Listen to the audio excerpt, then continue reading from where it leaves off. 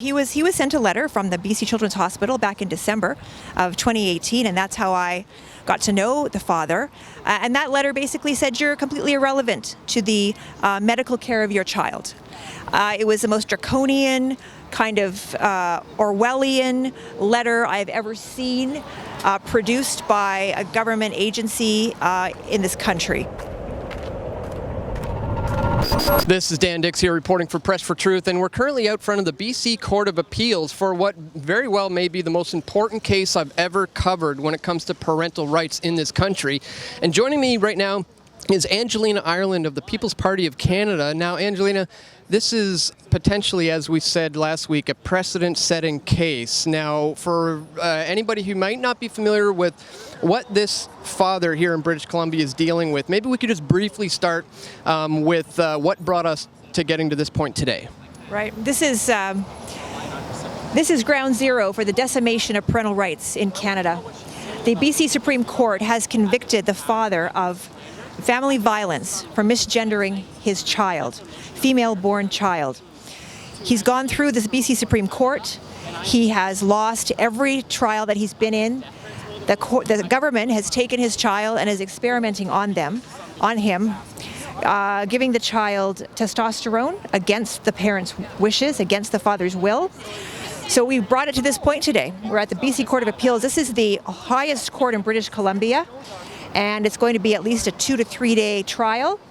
And the People's Party of Canada is here, and we are going to stand as a witness, and we are going to give testimony each day after the trial is ended until the very end, and let you know what's happening. When it comes to testosterone being issued to a young girl, how is that not experimenting with with humans? How is that not the government experimenting with people? Could it essentially be described as that? Of course it is, because we don't know the ramifications of this on the long term. We do know that the child will be sterilized. We do know that she will have, her voice will be lowered, she'll have facial hair. These things don't go away, right? These are permanent occurrences happening with the treatment that she's going to be receiving. So, and she's been on this treatment since February, I believe. Mm-hmm. Right. Now, I believe the charge was family violence that this man would potentially be charged with. And is he facing arrest should he speak out about what's going on with his daughter at the arm of the state? Absolutely. I mean, he's been warned that he will go to jail. Right, so he cannot speak to anyone other than his lawyers. He's allowed to speak to his lawyers. He cannot speak to anybody else about this case. There is nothing this man can do. He must internalize everything. It's been a torture for him.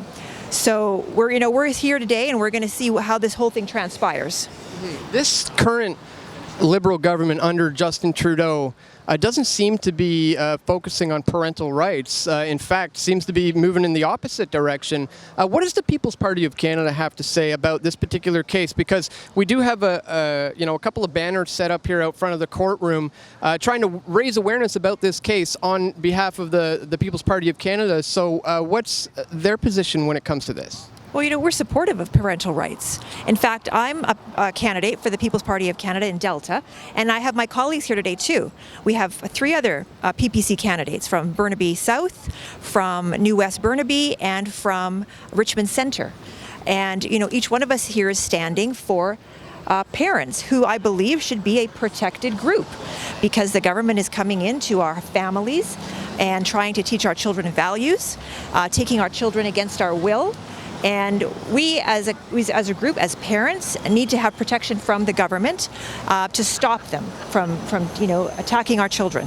Now, today is just another battle in a long line of battles that this man has been fighting. What is he hoping to achieve with what's going to be going on in there today?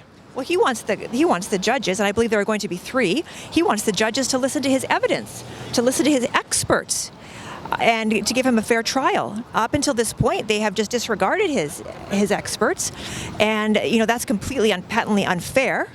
And so he needs to be heard. He needs to have his voice within the courts. He needs to be heard about the damage that will happen to his child. And should this child grow up and decide that is not perhaps what they thought it was going to be, and maybe they'd like to detransition, he's concerned about the damage that will be done to this child's body.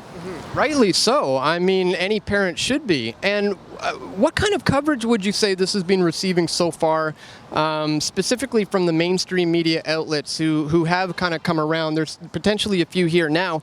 What have you seen that they're saying about this? I think it's been totally one-sided, and it's been against the father.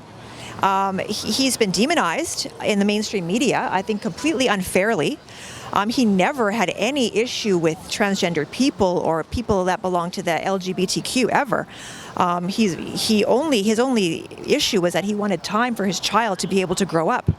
He wanted time for her to go through puberty to ensure that this is in fact what the course that you wanted to pursue for her whole entire life. And as being a mother of teenager, I'll tell you right now, they believe one thing one day, and the next it's a very different story. So we just want the opportunity for this kid to grow up and then decide if in fact that's the kind of course that they want to pursue. And for other parents out there who may be potentially going through similar things, is there any maybe words of advice or suggestions you could have for them or society in general here in Canada moving forward when it comes to dealing with this growing issue? It is. I mean, I just, have the avenues of communication open always with your children. You need to know what's going on with them. And, one of the saddest parts of this whole story was this father did not even know about this transitioning thing. He had to figure it out from the school's yearbook. His child had a different name in the yearbook. I mean, parents and teachers, we are our partners in the raising of our children, and it is not for the state or the agents of the state to take over and push parents out of the picture. So school counselors were aware of the gender dysphoria that this child was feeling before the father was. Is there any evidence of the counselors or the schools or the teachers suggesting that transitioning is the way to go? Well, I don't know about that. I mean, I can't comment on that. I just know that, they were a partner in the transition before the father was a partner, right? And let's not forget, after that, the child decided she wanted to take hormones to begin the actual physical process of changing genders, but he was also pushed out of that process as well, right? He tried to have his say against the doctors doing this, and he wasn't allowed to, right? Can you speak to that? Yeah, he was sent a letter from the BC Children's Hospital back in December of 2018, and that's how I got to know the father. And that letter basically said you're completely irrelevant to the medical care of your child. It was the most draconian, kind of Orwellian letter I've ever seen produced by a government agency in this country. And it basically told him, we don't need your consent, or we don't need your approval, and we are going to be following through with this. The child can decide on their own what it is they want to do. Unbelievable that we've come to that point in this country, but here we are, folks, and this is why we need to come out to events like this. This is why we need to support the People's Party of Canada in particular, because they're the only party who are willing to even touch this precedent-setting case. So we need to support Angela. We need to support any party that's really going after this, because as I said, when it comes to parental rights in this country, I mean, this is potentially ground zero.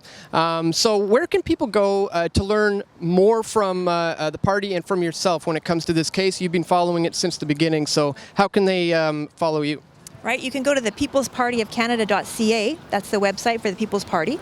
I have a website, it's aireland.ca, and we need people to stand. I mean, this is the kind of an issue where to say nothing is to be complicit.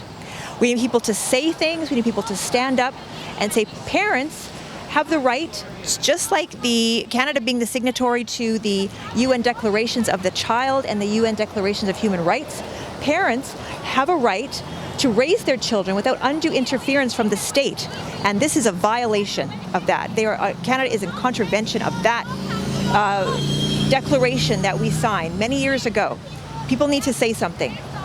Absolutely, and our rights are being stripped incrementally here, so we need to stand up at every step of the way especially when it comes to parental rights in this country. So be sure to check the links in the description. Support the father, support this case.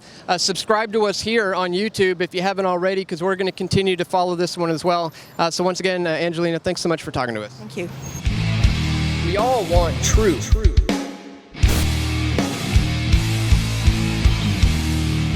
The truth will set you free.